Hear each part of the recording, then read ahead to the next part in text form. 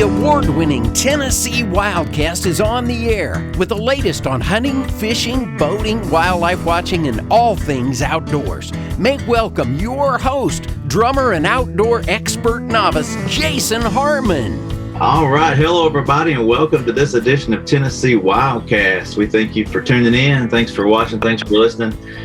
We got a fun show for you today, and we're back on Zoom this week, and just wanted to connect with Mr. David Hanni, and he's going to be our guest today. He's our bird guy at the office, and he's a smart guy and fun to have on, and we enjoy having him when we can. And it's a fun celebration this week with the online celebration of cranes. You know, we couldn't do the Crane Festival this week, so we've kind of adapted the festival and brought it to you online. So we're excited to talk cranes today. So Mr. Don King is helping me co-host, and glad to have him with me as well. Yes, sir, Jason. Great to be here, and thanks for the invite as usual. And I just wanted to say that, this is the 30th year for the Sandhill Crane Festival, and it's too bad that we can't be together in person. But hey, we've recorded some virtual pieces that I think will be fun to look at this week. And Miss Mimi Barnes has pulled in a lot of the partners that help put the festival on under normal circumstances, and it's pretty neat to see their thoughts and all, and some good footage of cranes and birds flying around. So check them out this week. Yeah, I've seen some highlights of those videos, and if you've been on our Facebook page this week, you've already seen quite a few posted, and there's more to come tomorrow. I know I think they're going to try to go live with some cranes. So hopefully you can tune in on our Facebook page and chat with the guys and ask your questions and watch the birds fly. So it should be neat. Yeah. So I wanted to touch on a new hat we have in the e-store. So it's shop.gooutdoorstennessee.com. I'm excited to highlight the hat. I know it's for sale right now. I believe it's $20, and all that money will go to help with the refuge, the Hiwassee Refuge, where the birds are hanging out right now. So if technology helps me here, I'll share the screen and we'll show it off to everybody. But there's the front view. Can you see that, guys? That looks very nice. Very nice. Great. So if you're listening, make sure you go check out the show on our YouTube page or on Facebook, and go to shop.gooutdoorstennessee.com to see the hat. It's got Hiwassee Refuge written across the front and a bird flying. But anyway, I think folks will enjoy the hat, and like I said, the proceeds go to a good cause to help with the refuge and help with the cranes and all that fun stuff. So we'll have to get one of those. Yeah, definitely. Well, and there's a lot more there. I know we tout it quite often, but there's a lot of hats available on that site. We got a lot of different styles. I think some of the breast cancer awareness hats are there as well with the pink patch. You can still pick those up, and a lot of other styles. So just keep your eye out for new stuff on the e-store. I think Don had one of the first brown hats. He said you still wear it quite often. Yeah, sure do. And a lot of people are envious because those sold out. So there's no more to be had unless we redo them at some point. But anyway, I'm a proud owner of one. So it's a nice hat. New styles ever so often, and new products. So go check it out. Well, David, introduce yourself to folks on the show. I know some folks have, or you've been on in the past. We were at the refuge once with you, and I think we had you on one other time. Maybe it was via Zoom, I think, last time. But introduce yourself again to the folks listening and watching. Yeah, definitely. Thanks for having me on the show. You know, it's great to see both of y'all, and it is too bad that we can't be down, looking at the cranes and hearing them, because that's just such a great sound to hear, and it's really neat to be out there at Hiwassee. But I'm basically the Bird Conservation Coordinator for Tennessee Wildlife Resources Agency, and my responsibilities lie trying to keep species off the endangered species list or get species off of them. And in the state of Tennessee, we have a wildlife action plan. And so we've identified, about 90 bird species that are in that plan that I'm responsible for managing for. And sandhill cranes is one of those species. You got your work cut out for you, sounds like, with that many birds to keep your eye on. Keeps me busy. And do you have a team that works with you? Do you got a few people to help you there? Well, I get some help from the regional folks, but within Nashville office, it's just me, myself, and I. All right. Well, we know you do good work, and you give us updates every so often. We appreciate that, and I know you're doing good work there. Especially with those on the list, you got to keep an eye on those for sure. That's right, definitely. Well, let's talk about cranes a little bit. I know right now is the celebration, and that like Don mentioned, this would have been the 30th year of the festival in person. I don't know, maybe we'll call next year the 30th anniversary so we can get together. But tell us why the birds are here. Why are the sandhills stopping over at Hiwassee, and why is it so important? Yeah, basically the birds that are coming down to Hiwassee are part of the larger eastern population of sandhill cranes, and a lot of those birds, will breed around the Great Lakes during the breeding season, then come down into this area during the winter. Obviously, the lakes are freezing up there, and so they need a different place to go. And so, the numbers can vary depending on how harsh the winters are.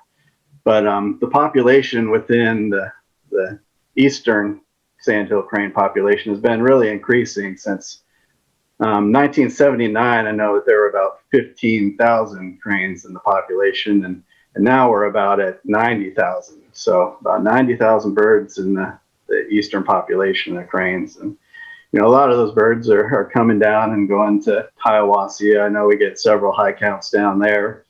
And basically we use the winter waterfowl surveys to track the numbers of these birds. And so, that's been going on since about the 50s. And so in Tennessee, you can see, regularly the sandhill crane at Hiwassee. And then also you'd be able to locate it out in West Tennessee at Hiwassee Refuge. And so those are two of the locations in Tennessee where you can really dependably get detections and see the sandhill crane, which is a beautiful bird. I forget about hopping, and I forget about that they take that path as well on that side of the state. And that's cool. I guess not as many birds there maybe, or are there? Do you know? Well, there's about half as many, I think, from some of the numbers that I've seen. So, you can get up to like 7,000 or so, I think. So there's opportunities there, I guess, to watch them as well if you want to go out and watch them. Yeah, definitely. Are there viewing towers or viewing areas there to hang out? Or I'm not familiar too much with hop in and what the opportunities are there. Yeah, and I'm not either. I think it would just be a matter of showing up and taking a look around. You can also visit the Tennessee Birding Trail website, tennesseebirdingtrail.org. And that'll give a detailed description of all the sites in the state that are out there for just going to look at sandhill cranes or any bird species. So if you just go and visit that site, it's a really neat site because you can go to Hiwassee Refuge and it'll tell you what time of year is the best time to go visit, what species you can expect to see at that location, and just give you hints and tips on what's there and what amenities are available. So it's a really great site if you're going to do any type of birding, not only for the cranes, but for other species, just to go to that site before you go out. And it'll give you directions on your phone just to get you right to the spot where you're supposed to be. Yeah. Okay. Awesome. You kind of touched on this a little bit, I think, but what's one of the reasons the cranes like that Hiwassee Refuge so much? Is it's the food, the habitat? What's the key thing that keeps them coming back, keeps them stopping? Yeah, I think it's all of that. They really need a place where they can roost and feel comfortable. And so if you notice or have ever been out to Hiwassee, at night they'll keep their backs to the water and faces front to make sure that there's no predators coming in. And so that's a great place where they're undisturbed down at the refuge at Hiwassee. And then, the surrounding fields provide, a lot of forage opportunity for these birds. And so, they'll go out during the day and, forage around all the fields and come back at night. And another place to find some good information on the crane and other species would be tnwatchablewildlife.org or on our website as well. We have a detailed description of, all the commonly or all the birds occurring for the most part in Tennessee. Yeah, and I've got bird sounds out there and all kinds of information. Yeah, that's right. Helps you identify and all that fun stuff. Yeah. Well, staying with Hiwassee Refuge, I think just wanted to talk about the viewing tower out there. Don was out recently shooting some video, and the tower's still there and a great spot to see the birds from. And but if you want to get out that way, I think you can pretty easily Google that and it'll come up, directions to the refuge and how to find that. But it's a great spot to overlook and bring your spotting scope. And I think there were some folks out there doing that, weren't they, Don, when you were out shooting some video? There sure were, yeah. And like David said, that is open pretty much during normal hours, pretty much every day of the year. I think there are a couple of days of the year where it isn't, but for the most part, you can go out there virtually anytime and do some viewing. This time of year is really good. And as David mentioned, the sites that he mentioned also will give you the directions and that kind of thing. But like you said, Jason, you can Google that and you can just find it pretty easily. But it is a neat area down there, and even driving into the refuge, you'll see and hear birds flying the area. As David mentioned, foraging in the fields, because it's just rife with farmland and private land around there that hosts those birds as well during the day. That they'll go out and feed and then come back and roost. So it's a really neat area.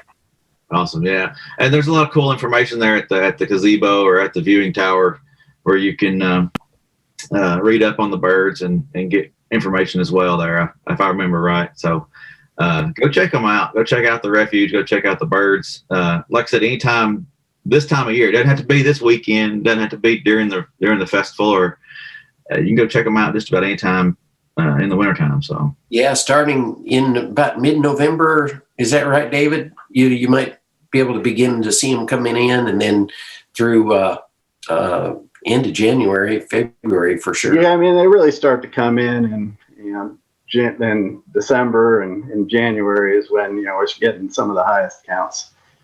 And I mean, so there are a lot of other birds that you'd be able to see out there at Hiwassee as well. I mean, when I was down there, I think it was maybe a month ago when we were doing those recordings, there were a lot of bald eagles around there. And, it's just amazing, what's happened in the state when we talk about that species. I mean, that's one of the success stories that we really talk about when we talk about the State Wildlife Action Plan and work that this agency has done to, really recover a population. Because historically, back when Bob Hatcher was in this position, they were basically extinct from Tennessee. I mean, the last records, I think, were on Reelfoot in like the 1955, mid-1950s, and then they were basically gone until the 80s. And so that's when TWRA and Bob Hatcher started the hacking program. And 83, I think, was when we started to first see successful nests in Tennessee. And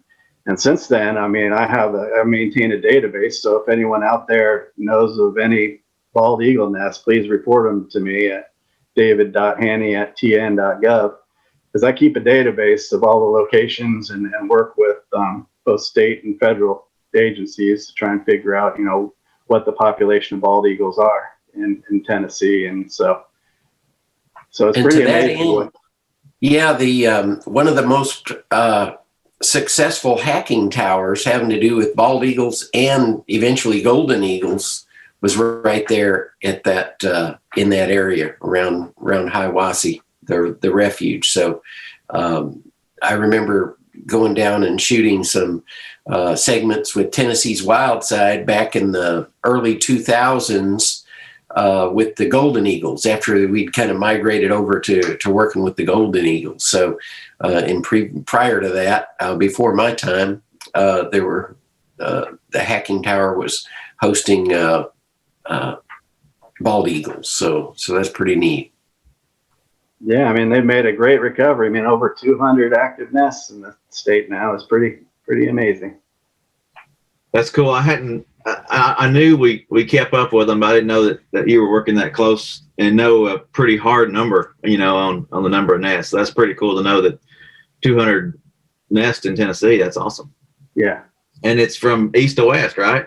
Oh yeah, it's the entire state. So, obviously along a lot of the waterways and reservoirs, so that's where they, mainly reside. So if someone wanted to get out and try to bird watch for eagles, and Hiwassee's a good one, what's some other places you'd suggest, or maybe just go boating and start watching, Yeah, I mean, Reelfoot's a great location too. I mean, there's a lot of eagles out there. And then if you look at eBird, just look at their species map, and they'll tell you where the birds were sighted within the last 2 weeks. And so, if you just go to eBird, I think it's .org probably, and then you can easily Google it, but you can just do a search for each of these species, and it'll show you the exact locations of where birders have detected that bird, and for any species, and you can go and look for them that way as well. Well, it's a cold week, and is that a good time? Is it colder weather better? What's the best weather for watching eagles and cranes and that kind of thing? I mean, I think just any time's a good time. When they're here, they're going to be more active during the day, obviously, than they are, in the evening or night. So yeah, just get out there whenever you can and keep your eyes open. Well, you mentioned Dr. Hatcher or Mr. Hatcher. I don't know if he was a doctor or not, but they created a scholarship in honor of him. Talk about that a little bit. You were played a big part in that. Yeah. So in 2016, we started a memorial scholarship fund for in recognition of all the efforts that Bob Hatcher had done, to recover not only the bald eagle in the state, but I mean all of the other wildlife and animals he was responsible for. I think the position that he had was even responsible for more species than I had. So he got his work really cut out for him.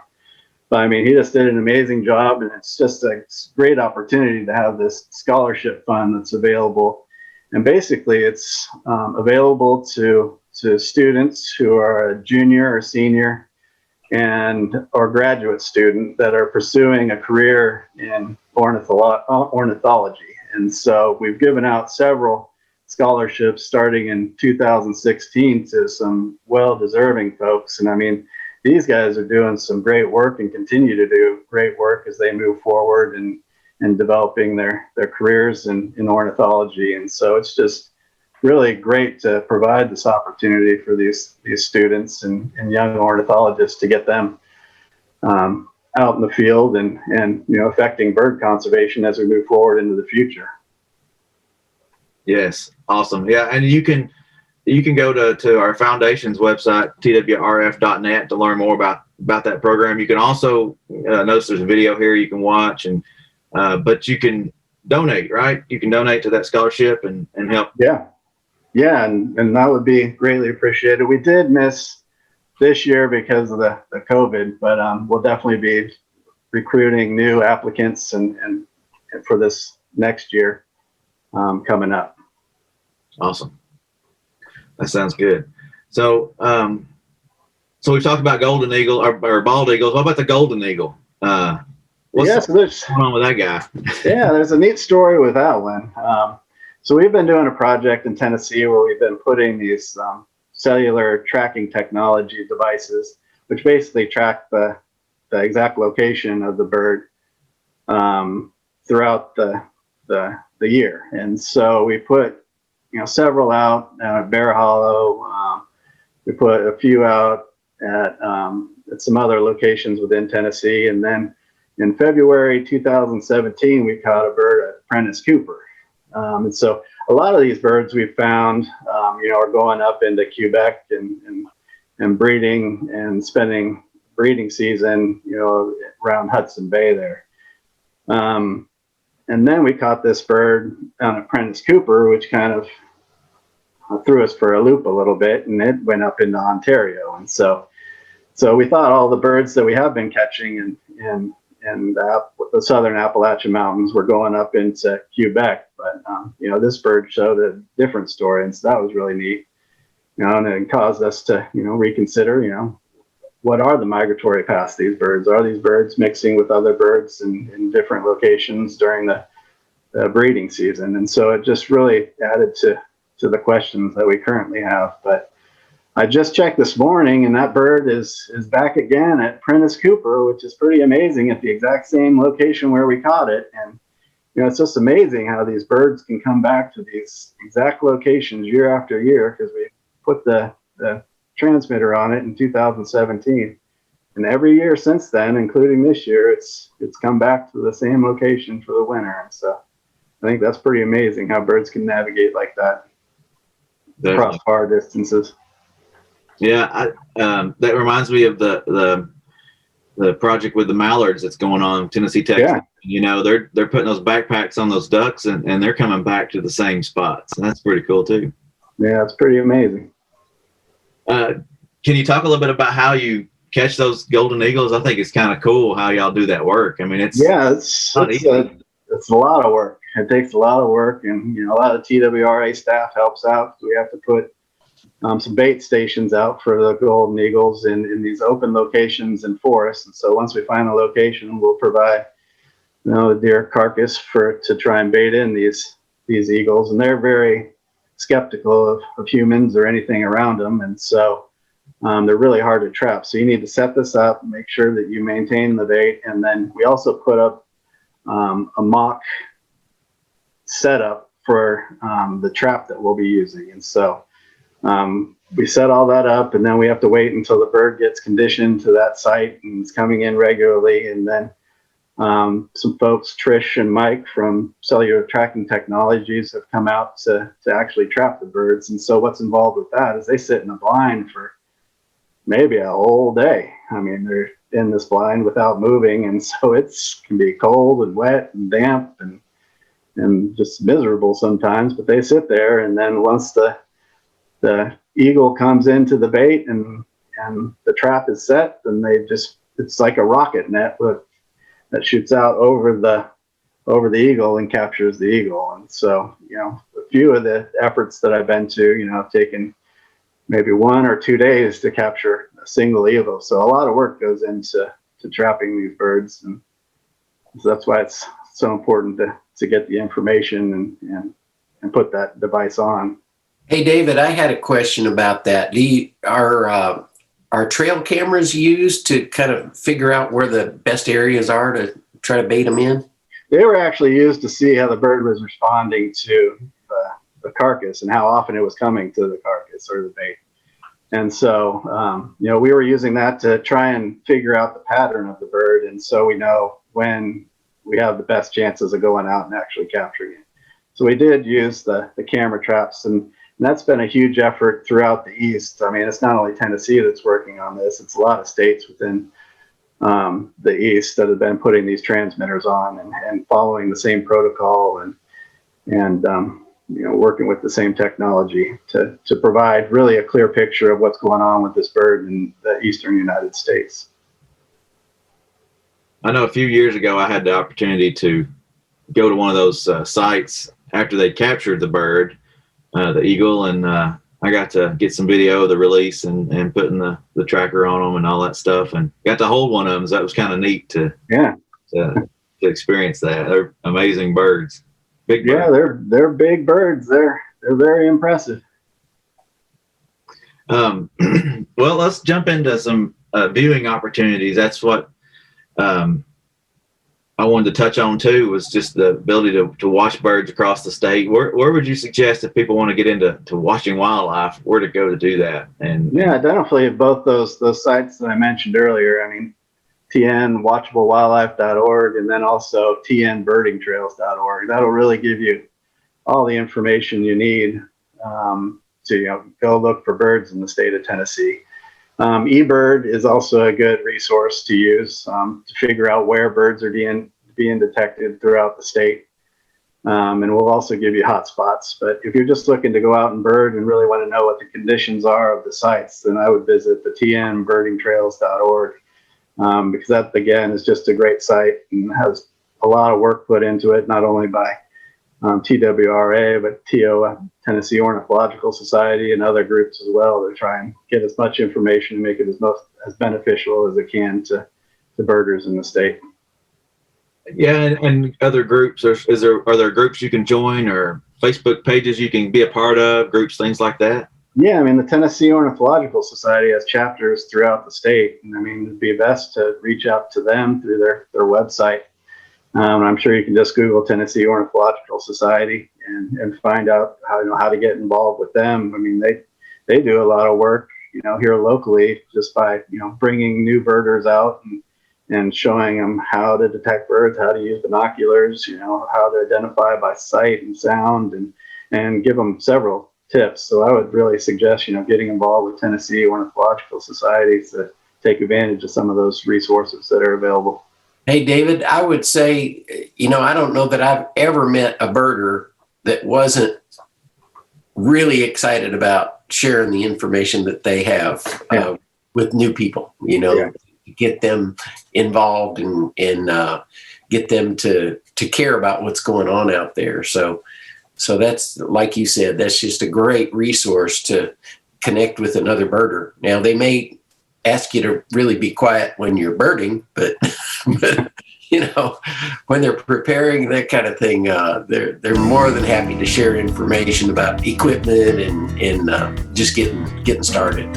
Yeah, I mean, now's a great time to get out. I mean, obviously, we're restricted to going and doing a lot of things, and so it's great for me just to get out and go birding. I like to take pictures of birds, and so not only just look at them, but just get out and take pictures, and just basically just getting outside. I mean, it's a great opportunity to just get outside and look around and get in touch with nature and what's around you.